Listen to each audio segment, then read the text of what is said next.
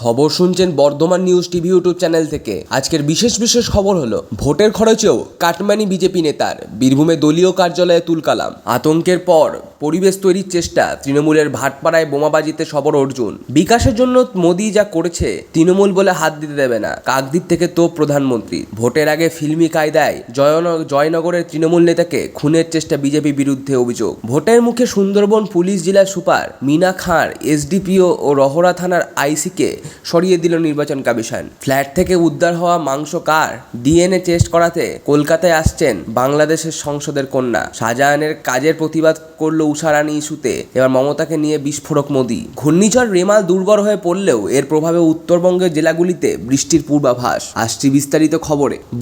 বোলপুরের পর মুরারই বুথের জন্য টাকা ভোগ নিয়ে লড়াই কর্মীদের জন্য। এক পক্ষের অভিযোগ দল কর্মীদের জন্য টাকা বরাদ্দ করলেও মাঝখান থেকে কাটমানি মেরে দিচ্ছে জেলা নেতারা। লোকসভা নির্বাচনে বিজেপির বরাদ্দ টাকা থেকে কাটমানি নেওয়ার অভিযোগ উঠল বীরভূম লোকসভা ইনচার্জের বিরুদ্ধে। মঙ্গলবার ওই ঘটনাকে ঘিরে মুরারই বিজেপি পার্টি অফিসে মণ্ডল সহ সভাপতির সঙ্গে হাতাহাতিতে জড়ালো দুপক্ষ।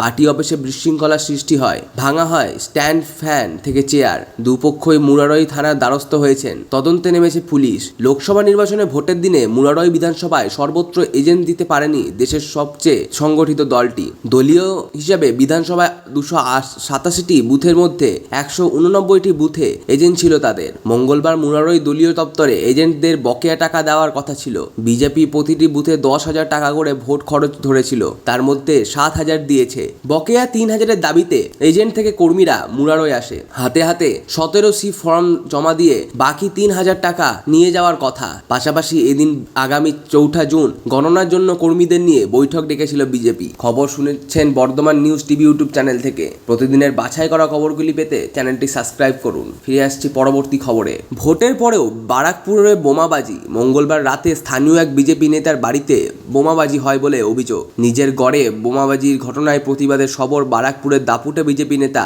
অর্জুন সিং। তার অভিযোগ, ভোট গণনার আগে ভয়ের পরিবেশ তৈরির চেষ্টা করেছে তৃণমূল। এক্স হ্যান্ডেলে নির্বাচন কমিশনকে ট্যাগ করে ব্যবস্থা নেওয়ার দাবি তার। অর্জুন সিং এর দাবি, মঙ্গলবার রাতে ভাটপাড়ার 18 নম্বর ওয়ার্ডের আটচালা এলাকায় বোমাবাজি থেকে করে তৃণমূল। তার দাবি, হার নিশ্চিত জেনে হতাশায় এলাকায় অশান্তি তৈরির চেষ্টা করছে তৃণমূল। ওই পোস্টটি নির্বাচন কমিশনকে ট্যাগ করে বারাকপুর বিজয়ী প্রার্থী অবিলম্বে ব্যবস্থা নেওয়ার দাবি জানান তিনি। অভিযুক্তকে গ্রেপ্তারের দাবিতে সবর অর্জুন সিং। যদিও বোমাবাজি ঘটনায় জড়িত থাকার অভিযোগ অস্বীকার করেছে শাসক শিবির। আয়ুষ্মান ভারত সহ একাধিক প্রকল্প নিয়ে রাজ্য ও কেন্দ্রের মধ্যে সংঘাত রয়েছে, তা নিয়ে রাজনৈতিক টানাপোড়েন কম হয়নি। শেষ দফায় ভোট প্রচারে মথুরাপুর লোকসভা কেন্দ্রের অন্তর্গত কাকদ্বীপে দাঁড়িয়ে সেই ইস্যুতেই পাল্টা আক্রমণ শোনালেন নরেন্দ্র মোদী।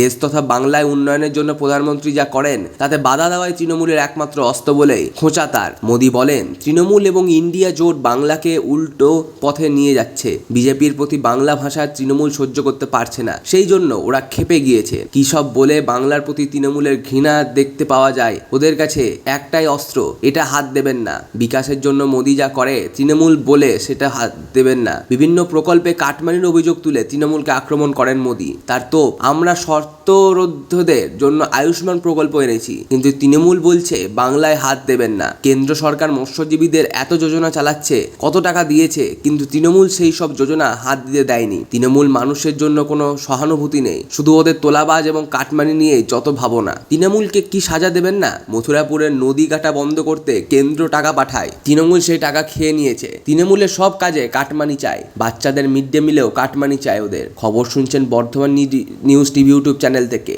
ফিরে আসছি পরবর্তী খবরে। তৃণমূল নেতাকে লক্ষ্য করে গুলি, লক্ষ্যভ্রষ্ট হওয়ায় পরেও রক্ষা নেই, তাকে লক্ষ্য করে ছোড়া হয় বোমাও। জখম অবস্থায় হাসপাতালের ভর্তি শাসক শিবিরের নেতা।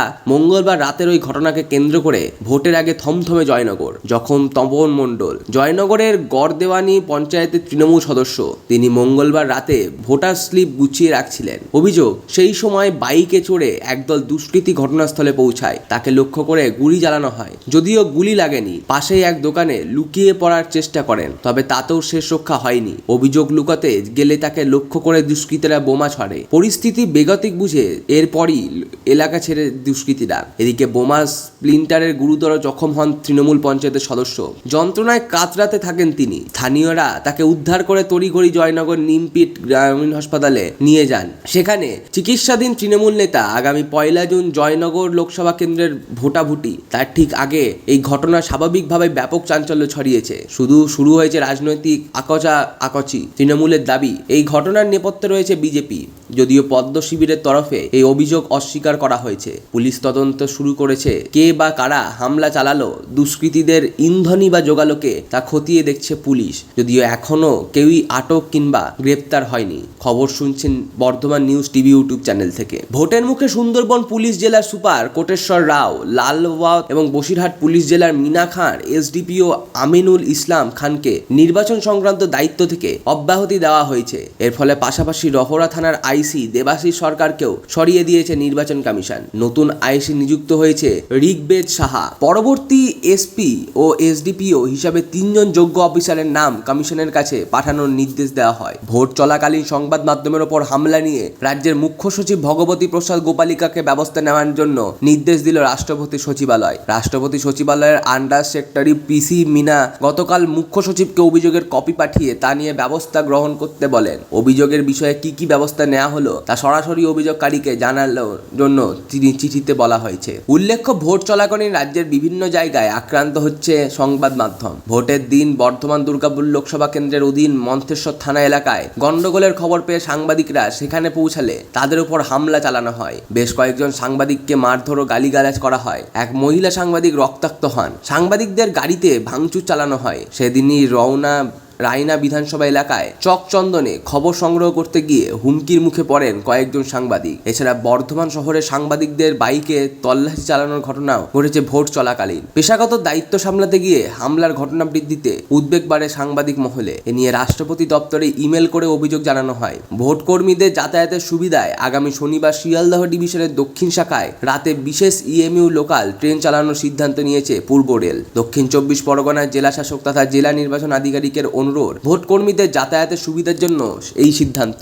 পূর্ব রেলের মুখ্য জনসংযোগ আধিকারিক কৌশিক মিত্র জানিয়েছেন, 1 জুন শনিবার নামখানা শিয়ালদাহ স্পেশাল ট্রেনটি রাত 11:45 নামখানা থেকে ছেড়ে শিয়ালদা পৌঁছাবে রাত 2:20 নাগাদ। কলকাতায় এসে বাংলাদেশি সাংসদ আনায়ারুল আমিজের নিখোঁজ হওয়ার ঘটনায় তদন্তকারী সংস্থা সিআইডি কিছু সূত্র পেয়েছে। নিউ টাউনে যে আবাসনে ওই সাংসদ ছিলেন তার সেপটিক ট্যাঙ্কে গতকাল তল্লাশি চালানোর সময় মাংস, হাড় ও চুল পাওয়া গেছে। সেগুলি তারই কিনা তা ফরেন্সিক পরীক্ষার জন্য পাঠানো হয়েছে। আনোয়ারুলের মেয়ে শীঘ্রই কলকাতা আসতে পারেন। তার ডিএনএ পরীক্ষার পর উদ্ধার হওয়া এই দেহাংশের সঙ্গে মিলিয়ে দেখা হবে। সূত্রের খবর, সাংসদ আনোয়ারুল আমিজের মৃতদেহ এখনো পাওয়া যায়নি, তবে তাকে খুন করা হয়েছে বলে প্রাথমিক তদন্তে জানা গেছে। সিআইডির এই ঘটনায় জিহাদ হাওলাদের নামে এক কসাইকে গ্রেপ্তার করেছে।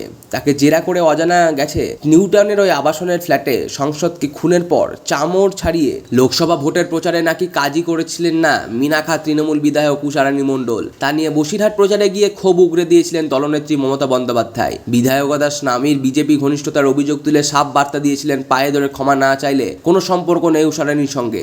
সেই ইস্যুতে এবার নির্বাচনী প্রচার মঞ্চ থেকে তৃণমূলকে এক হাত নিলেন প্রধানমন্ত্রী নরেন্দ্র মোদী। অশোকনগরে বারাসাত ও বসিরহাট কেন্দ্রের বিজয়ী প্রার্থীর সমর্থনে সভা করতে এসে তারা কটাক্ষ, শাহজাহানদের কার্যকলাপের বিরুদ্ধে প্রতিবাদ যারাই করেছে তৃণমূল তাদের মুখ বন্ধ করে দিয়েছে। দলের অন্তরের বিষয় নিয়ে প্রধানমন্ত্রীর এহেন মন্তব্য যথেষ্ট ক্ষুব্ধ তৃণমূল। মিনা খান তৃণমূল বিধায়ক উষারানী মণ্ডলকে নিয়ে আগেও একাধিকবার বিতর্ক উস্কেছিল। বিশেষত তার বাংলাদেশি পরিচয় নিয়ে তেমন আমল দেয়নি তৃণমূল। এবার লোকসভা ভোটের মাঝে উষারানীর বিরুদ্ধে দলের হয়ে প্রচারে নিষ্ক্রিয়তার অভিযোগ পৌঁছেছিল মমতা বন্দ্যোপাধ্যায়ের কাছে। রবিবার বসিরহাট তৃণমূল প্রার্থী হাজী নজরুল ইসলামের হয়ে প্রচারে মমতা বন্দ্যোপাধ্যায় জনসভা তাকে দেখা যায়নি। খবর এই পর্যন্তই।